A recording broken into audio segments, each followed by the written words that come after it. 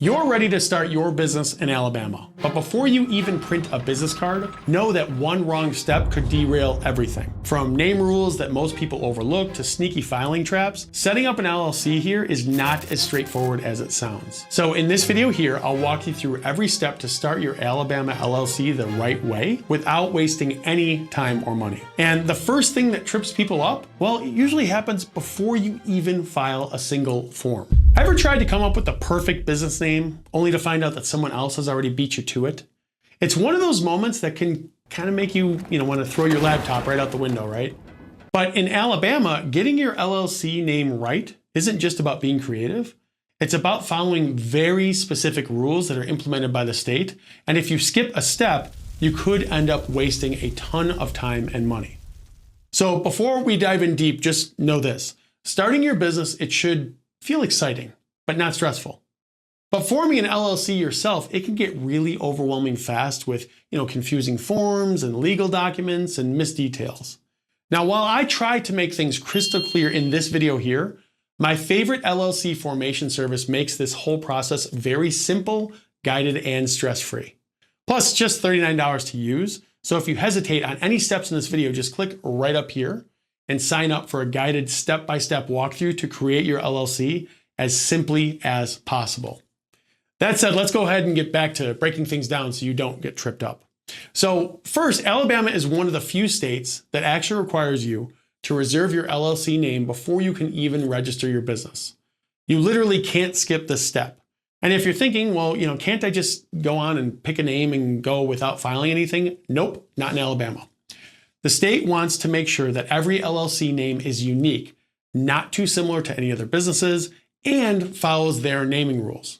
So what are those rules? Well, here's what you need to know. Your LLC name must include limited liability company, LLC, or L.C. at the end. No exceptions. You can't use words that could confuse your business with government agencies either. So no FBI Consulting LLC or Treasury Solutions LLC. If your name suggests that you're also in like banking or insurance, you'll need extra approval from the state's banking or insurance commissioner. And the name also has to be unique, not just a little different, but truly distinguishable from any other business name in Alabama.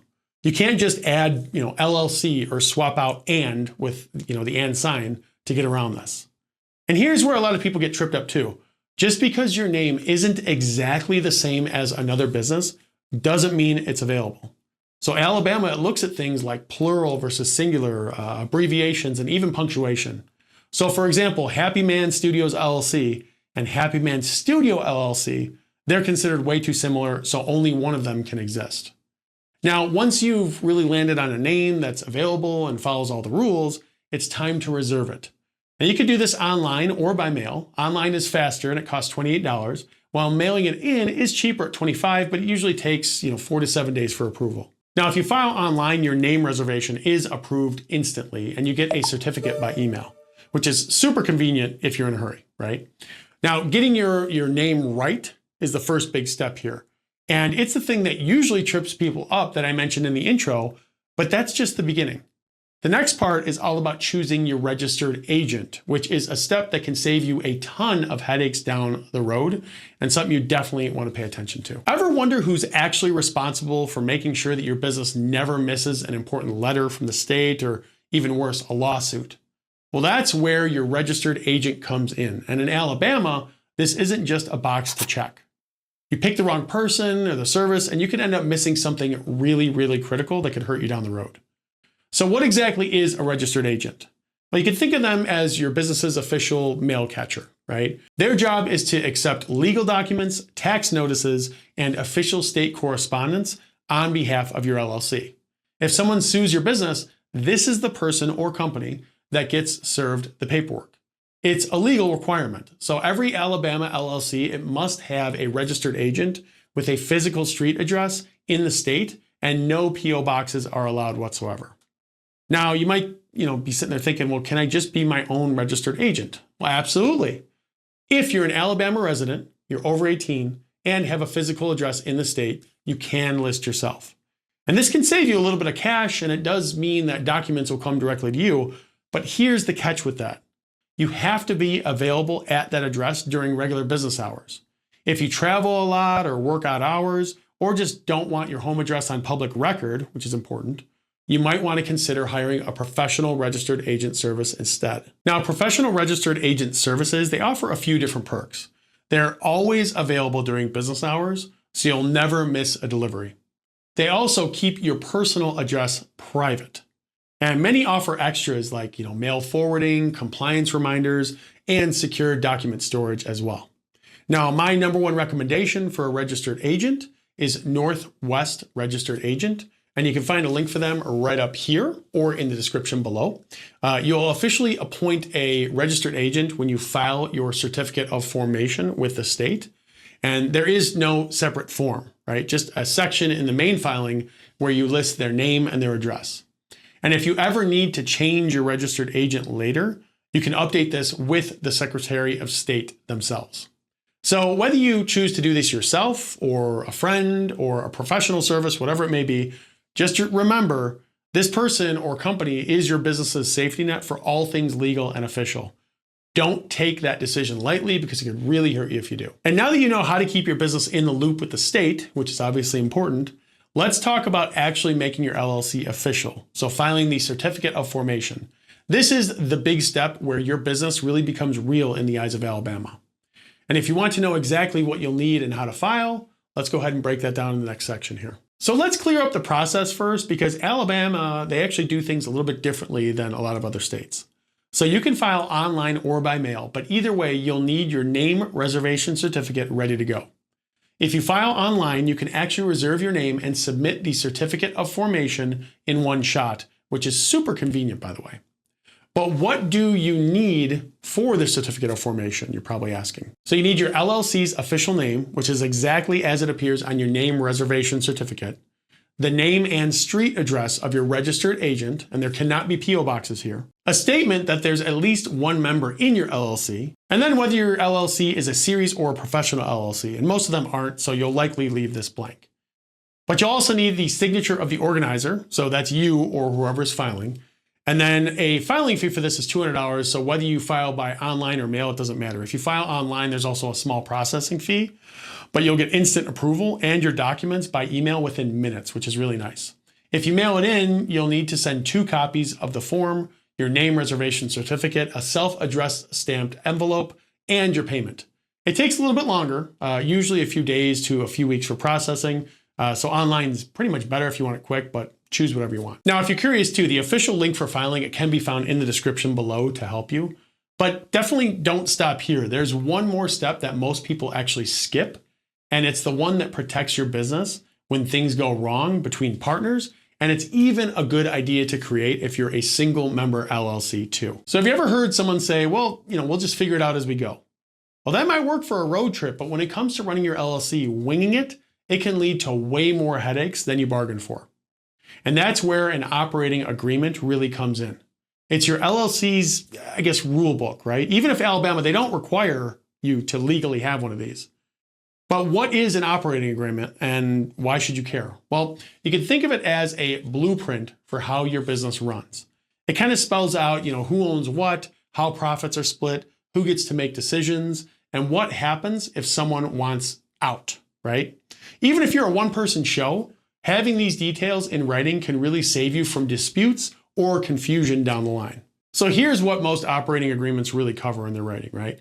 So each member's ownership percentage, how profits and losses are divided, voting rights and management structure, so who's in charge of what, obviously, procedures for adding or removing members, and what happens if the business ends up getting dissolved, right? Now, if you're a single member LLC, this document will be very simple. But if it's more than one, it can get complicated. So as an example, let's imagine that you and your best friend, you start a t-shirt company in Alabama, right? Everything's great until you disagree about reinvesting profits or bringing on a new partner. Without an operating agreement, you're pretty much left guessing and possibly arguing about what to do next. With an operating agreement, you've already agreed on the process, so there's really just a lot less stress and fewer surprises with more protection for both partners. That's why skipping the operating agreement, it isn't just risky, it could be the thing that really sinks your business when disputes arise. And speaking of protection, The next step here that we'll go over is all about making sure that your business is official with the IRS, which you don't want to mess with them, which means that you got to get an EIN. So if you're wondering why you need one and how to snag it for free, let's go ahead and walk through it. If you head out to a bank tomorrow and try to open a business account without an EIN, you're going to get declined. So here's the deal. An EIN, or an employer identification number, is basically kind of a social security number for your business. The IRS uses it to track your company for tax purposes, and you'll need it for a bunch of other things like opening a business bank account, hiring employees, filing taxes, and even applying for certain licenses as well. So who really needs one? Well, if you have an LLC in Alabama, you'll need it. You could technically avoid getting one with a single member LLC, but that means that you have to commingle your business and your personal assets, which is just a terrible idea. Don't do it. Now, here's the good news to this. So getting an EIN, it's totally free. And the process is actually really simpler than most people expect.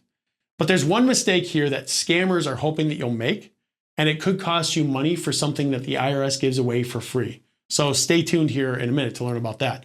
But the fastest and easiest way is to apply online directly with the IRS. If you have a social security number or an individual taxpayer identification number, you can fill out the application in takes about 10-15 minutes to get your EIN instantly. The link to get your EIN is also below in the description if you need it. Now, if you don't have a social security number or individual tax identification number, or you just prefer paper, you can still apply by mail or fax.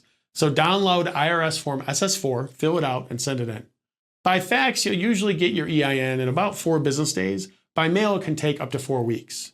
You can find the form and the instructions on the IRS form, SS4. That's linked below in the description as well. Now, a quick warning here. There are companies out there that will try to charge you to get an EIN. That's a trap that I referred to earlier. Third-party sites will charge fees for something that you can do in minutes directly with the IRS.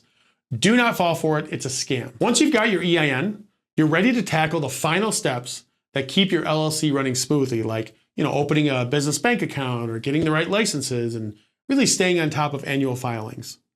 Now, if you're wondering what those next steps look like and how to stay compliant in Alabama, let's go ahead and map that out here in the next section.